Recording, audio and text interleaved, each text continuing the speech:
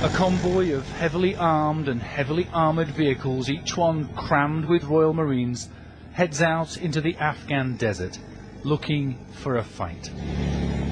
3 days later, they found one.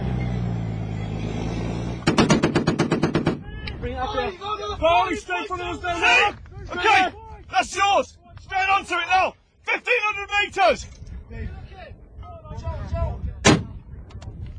Come on. Let me know when you're on.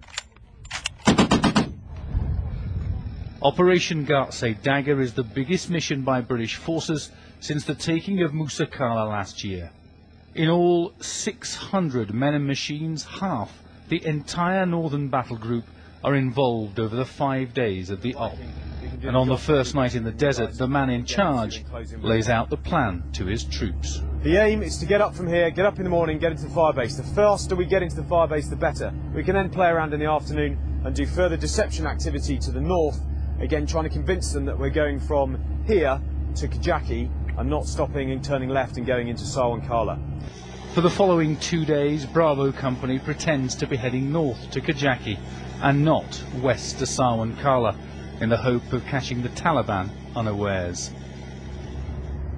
After 2 days of preparation and reconnaissance in the field, this is it. It's D-Day. The Marines are about to push right into the heart of Taliban territory and see how hard the Taliban push back. And once the sun is up and the fighting troops readied, the time for pretense is over. Now it's real. Today's the time we're actually going to go and mix it with them, and we'll see if they're ready for us or not. As the Marines close in on Sawan Kala village, the locals move around busily. They know sooner or later things are likely to get nasty. Up on the ridgeline overlooking the village, the fire support group beds in, watching and waiting. For hours the Marines move through the village without hindrance, even finding time to play a rather chaotic game of football with the local youth. But it's all a charade. As the commandos start to pull out, this happens. Incoming! Go! Go!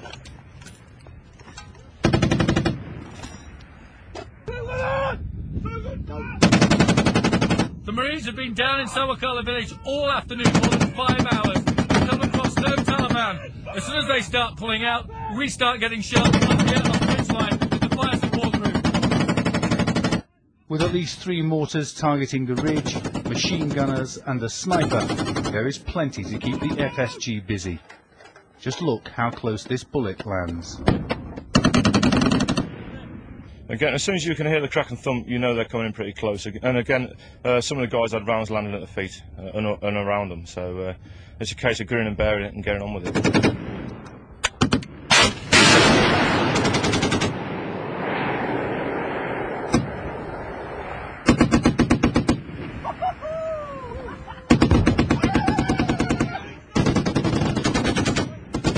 The hour-long firefight is brought to an end by the arrival of an Apache attack helicopter, which launches a Hellfire missile, silencing the enemy guns. The relief is obvious. Another day in Afghanistan survived. All that remains is to clamber down from the high ground and ponder what tomorrow might bring. David Bowden, Sky News, in Sawan Kala.